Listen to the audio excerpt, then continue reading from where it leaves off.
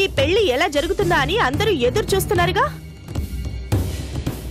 ఎందుకు జరగదో నేను చూస్తాను. నేను లాయర్ నోటీస్ పంపించినా ఇప్పటి వరకు రెస్పాండ్ కాలేదు.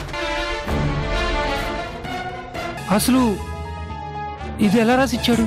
మా అమ్మ అడిగితే ప్రాణమైనా ఇచ్చే మనిషి ఒక చిన్న కాగితం ముక్క మీద సిరాతో 4 అక్షరాలు రాసివ్వలేడా? అమ్మ నవీన్ గారిని పెళ్లి చేసుకోవడానికి తనకే అభ్యంతరం లేదు. ఆవిడ జీవితం ఆవిడ ఇష్టమని, భర్తగా తనకున్న అన్ని హక్కులు వదులుకుంటున్నానని డాడీ లెటర్ రాసిచ్చాడట.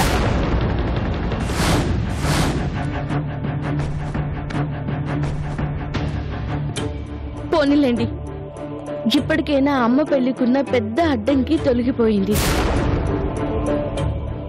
ఇకనైనా అమ్మ ఒక మంచి వ్యక్తికి భార్య అయితే నాకంతే చాలు. చందు, అసలు నువ్వేం మాట్లాడుతుందో నీకు అర్థమవుతుందా? అవతల వాళ్ళు విడిపోతున్నారన్న బాధ లేకుండా మీ అమ్మకు ఇంకో పెళ్లి కావాలని కోరుకుంటున్నావా? నువ్వు పెళ్లికి పెద్దగా ఉంటానంటే అవసరం లేదని మొహాన తిట్టి పంపించిందే.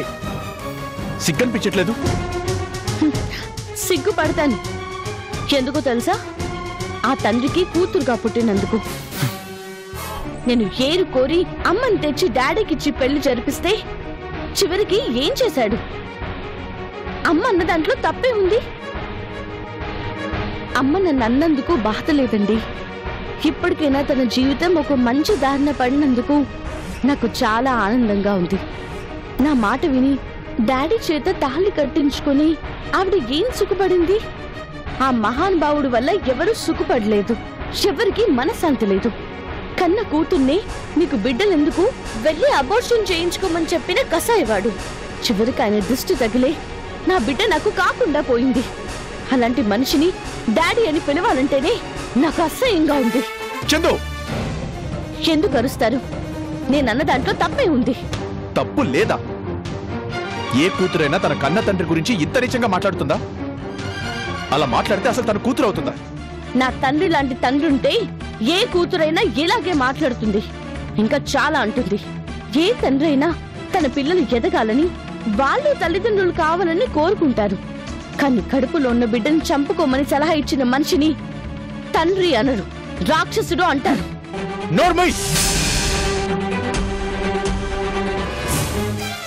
అసలు నీ తండ్రి గురించి నీకేం తెలుసు?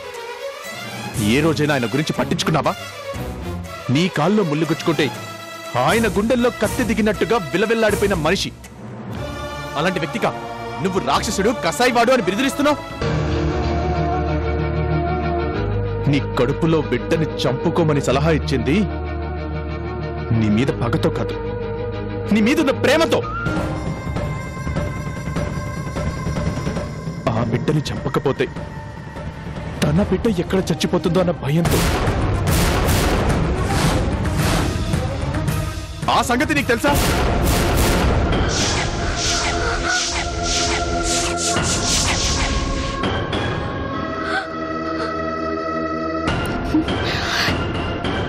నో, నేను నమ్మను. నువ్వు నమ్మవు. ఇదే కాదు, ఏది నువ్వు నమ్మవు.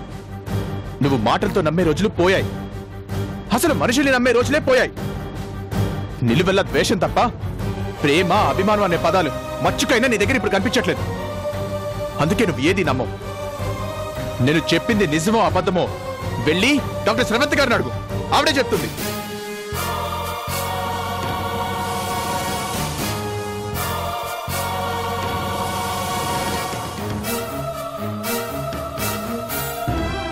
నువ్వు తల్లివైతే చచ్చిపోతావని శ్రవంతి గారు మీ డాడీని పిలిచి నిజం చెప్తే, ఆ నిజం నీకు చెప్పలేక నువ్వు తన్ని అసహించుకుంటావని తెలిసినా నీ ముందుకొచ్చి అబార్షన్ చేయించుకోమని నీకు సలహా ఇచ్చారు. నీ దృష్టిలో ఒక రాక్షసుడిగా మిగిలిపోయాడు.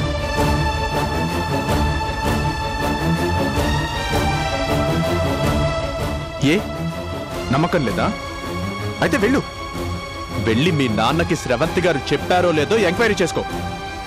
నిజం తెలుసుకొని ఆ తర్వాత మీ నాన్న ఎలాంటి వాడో డిక్లేర్ చేయి.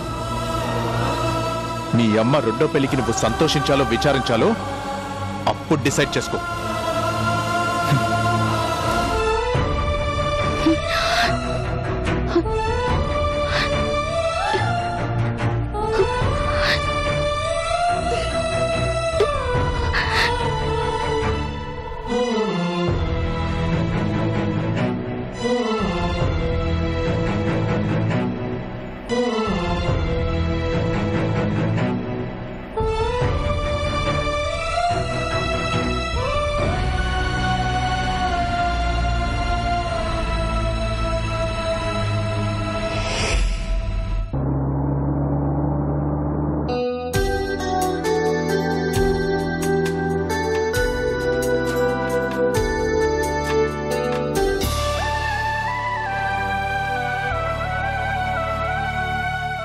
కంగ్రాచులేషన్స్ నాన్నగారు.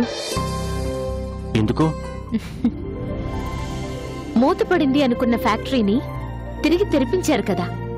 ఎక్స్పోర్టింగ్ ఆగిపోతే చాలా నష్టం వచ్చేది, కానీ ఆ నష్టం కంపెనీకి రాకుండా చేశారు. ఎండీగా మీ జాబ్ని చాలా పర్ఫెక్ట్ గా చేశారు నాన్నగారు. అందుకు అది నా బాధ్యత. ప్రొఫెషనల్ గా మీరు ఏ బాధ్యతని వదిలిపెట్టారని నాకు బాగా తెలుసు నాన్నగారు. కానీ పర్సనల్ గా మాత్రం ఏ బాధ్యతని సక్రమంగా నిర్వర్తించలేకపోయారు. ఏంటి నువ్వు మాట్లాడేది? నిజం నాన్నగారు. ఓ భర్తగా అప్పుడు మా అమ్మకి న్యాయం చేయలేదు, ఇప్పుడు జయంతికి న్యాయం చేయలేదు. తండ్రిగా నాకు న్యాయం చెయ్యాలి అని చూసినా చందుకి మాత్రం అన్యాయం చేశారు. ప్రొఫెషనల్ గా సక్సెస్ అయిన ప్రతి మనిషి పర్సనల్ గా చాలా ఫెయిల్ అవుతారు కదా నాన్నగారు. పోనీలేమ్మా, ఎవరికి అన్యాయం చేసినా నీకు న్యాయం చేయగలిగితే అంతే చాలు.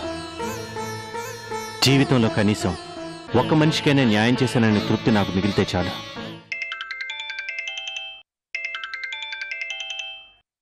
హలో, చెప్పండి సార్. వాట్? నిజంగానా? అలా ఎలా జరిగింది? నేను నోటీసులు ఇచ్చాను కదా. హలో హలో,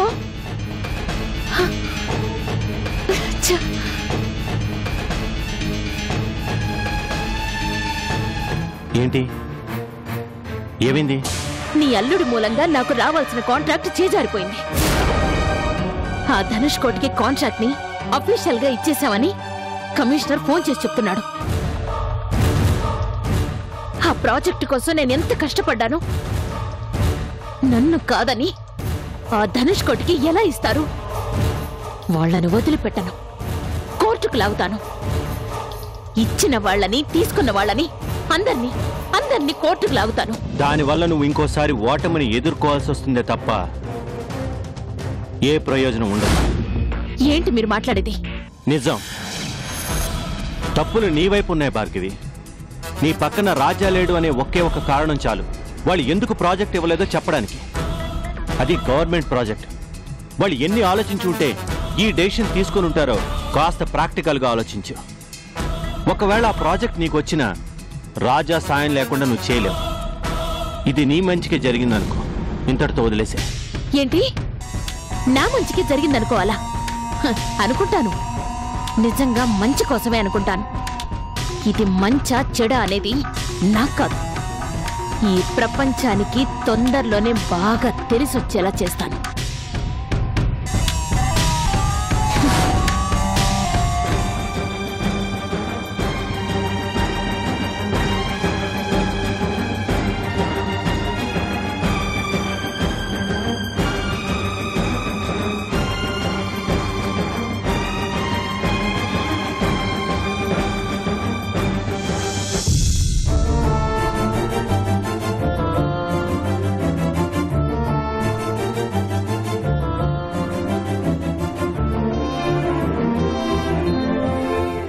ఆంటీ, చందు, రామ్మా, రా కూర్చో. ఏం చందు విశేషాలు? ఎలా ఉన్నావు? ఏంటి మధ్య ఫోనే లేదు? ఆంటీ, నాకు నిజం దాచకుండా చెప్తారా? ఏంటమ్మాది? నేను తల్లినైతే నా ప్రాణాలకి ముప్పుందని మీకు ముందే తెలుసా? ఆ నిజం మా డాడీకి మీరే చెప్పారా? మీరే నా దగ్గర నిజం దాచారా? చెప్పండి ఆంటీ, ప్లీజ్. ఇప్పుడు ఆ విషయం గురించి ఎందుకమ్మా, వదిలే. తెలుసుకోవాలా ఆంటీ, నిజంగా మీరు మా డాడీకి చెప్పారా లేదా?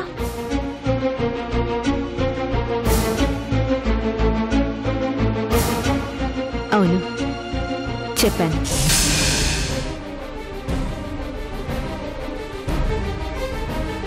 నేను మాత్రం ఒక తండ్రిగా నీకు చెప్పాల్సిన విషయం ఒకటి ఉంది. ఈ సమయంలో నువ్వు తల్లివి కావడం మంచిది కాదమ్మా. వెంటనే అబార్షన్ చేయించుకో. నీ ఆరోగ్యం ఇంకా కుదుట పడలేదమ్మా. నువ్వు తల్లివి కావాలంటే ఇంకొంచెం ఆగాలి. చందు,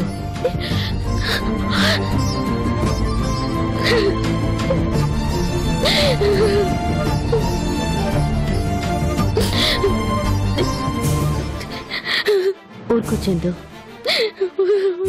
నువ్వు తల్లివైతే నీ ప్రాణాలకి ముప్పని విషయం ఇప్పుడు కాదు, నీకు ఆపరేషన్ జరిగినప్పుడే నాకు తెలుసు.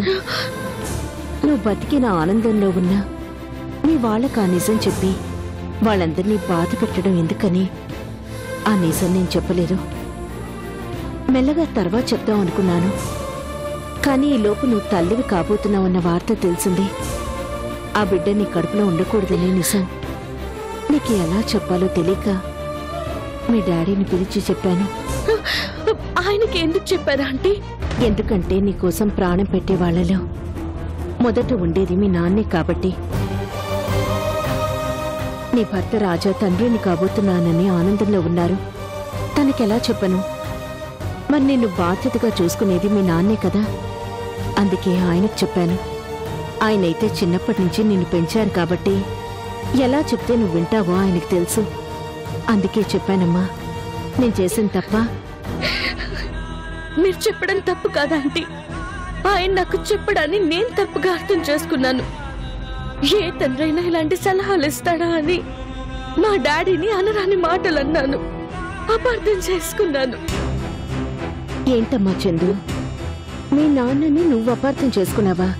ఏ తండ్రికైనా తన బిడ్డ తల్లి కాబోతుంది అంటే సంతోషం ఉండదా? మనవల కోసం మనవరాళ్ల కోసం ఎదురు చూసే వాళ్ళుంటారు, కానీ వద్దు చంపుకోమని ఎవరైనా చెప్తారా? అలా చెప్పారంటే దానికి కారణం ఏంటో తెలుసుకోవాలి, కానీ ఇలా అపార్థం చేసుకోవడం ఏంటమ్మా? పిచ్చిదాన్ని ఆంటీ, నిజంగా నేను ఒక పిచ్చిదాన్ని. అందుకే ఆయన గురించి అపార్థం చేసుకున్నాను. ఆంటీ, నేను మా డాడీని కలుసుకోవాలి. వస్తానంటీ. వెళ్ళమ్మా, వెళ్ళి చేసిన తప్పుకి క్షమాపణలు చెప్పు. వెళ్ళు.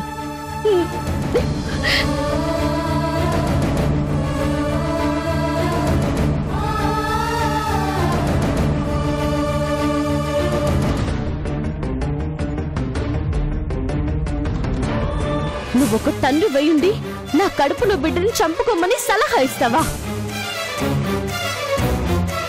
ఇంతకాలం నీ మీద నాకు కోపమే ఉండేది, ఇప్పుడు నువ్వంటే అసహ్యం వేస్తుంది. నీ మంచి విని విని నా జీవితం ఇలా అయిపోయింది. వెళ్ళండి, వెళ్ళిపోండి.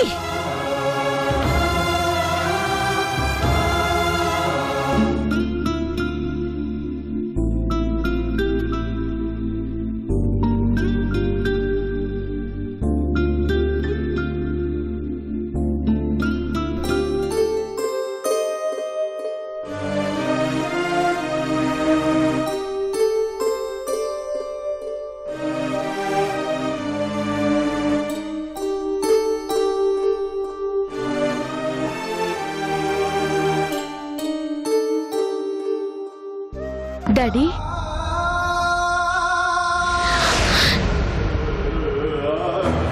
చందు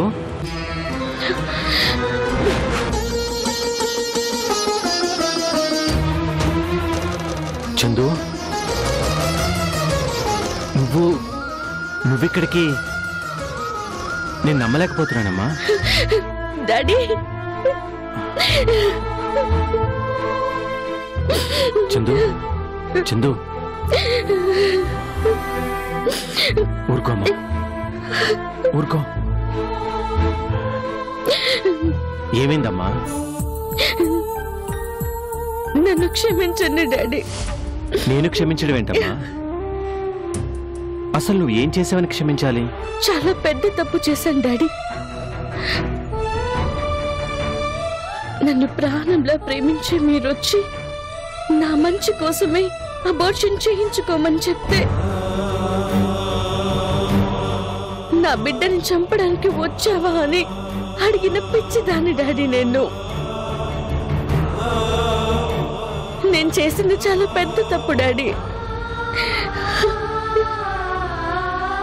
నా బిడ్డని కంటే నా ప్రాణాలు పోతాయని తెలిసి కూడా నిజం చెప్పకపోవడం మీ గొప్పతనం అయితే, నా కోసం ప్రాణం పెడుతున్నారని తెలిసి కూడా మిమ్మల్ని అపార్థం చేసుకోవడం, ఇదంతా నా పిచ్చితనం డాడీ.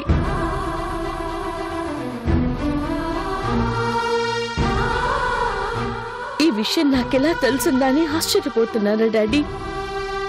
శ్రవంత్ ఆంటీ చెప్పింది. ఆవిడ చెప్పేంత వరకు మీ గొప్పతనం ఏంటో నాకు తెలిసి రాలేదు. ఏం డాడీ, నేను మూర్ఖురాలని తెలుసు కదా. మిమ్మల్ని ఇలా అనరాని మాట్లాడుతుంటే అలా మాట్లాడడం తప్పు అని నా చెంప పగలు కొట్టి ఇది నిజమని చెప్పాల్సింది కదా డాడీ. అలా ఎందుకు చేయలేదు?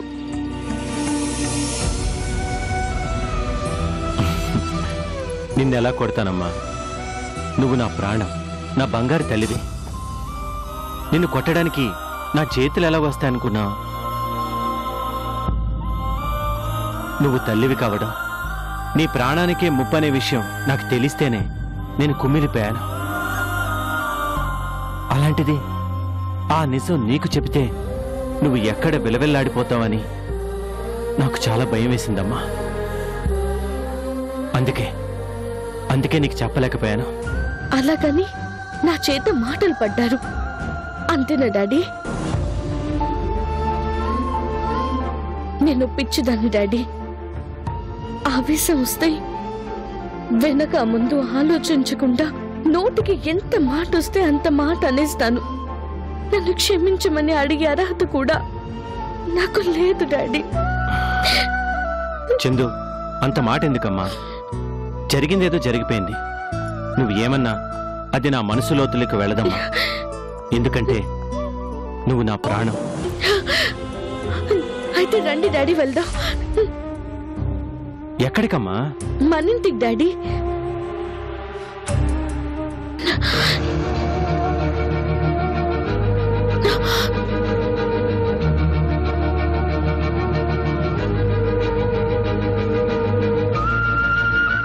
అది ఎలా కుదురుతుందమ్మా? అదేంటి డాడీ, ఇప్పుడేగా నేనంటే మీ ప్రాణం అన్నారు. మరి ఎలా కుదురుతుంది అంటారేంటి? భార్గవి పరిస్థితి కూడా నువ్వు ఆలోచించాలి కదమ్మా. తను మారాలి, మనల్ని అందరినీ అర్థం చేసుకోవాలి, మనలో కలిసిపోవాలి.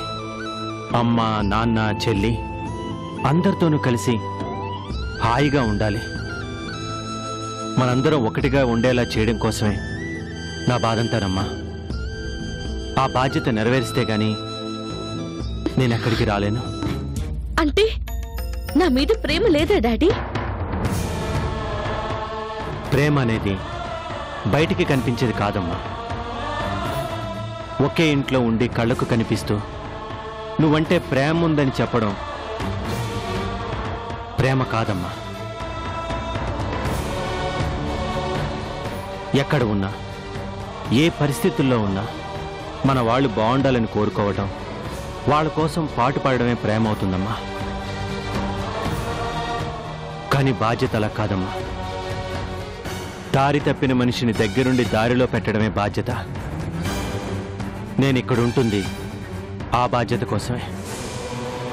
నేనిక్కడే ఉండాలి, తప్పదు. అంతేనా డాడీ?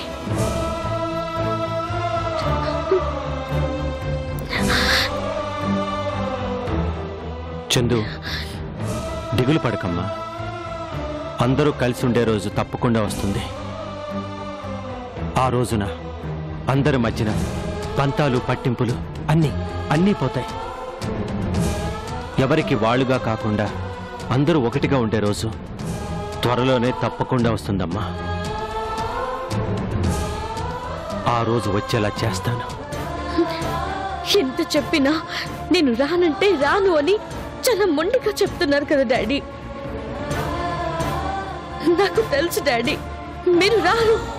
నాకంటే మీకు ఆ భార్గవే ఎక్కువైంది. నేను మీ మీద ప్రేమ చూపిస్తుంటే మీ ప్రేమని ఇద్దరికి పంచాలని చూస్తున్నారు. ఇక్కడే ఉండండి. ఇంకా ఎంతకాలం ఉండాలనుకుంటున్నారో అంతకాలం ఉండండి.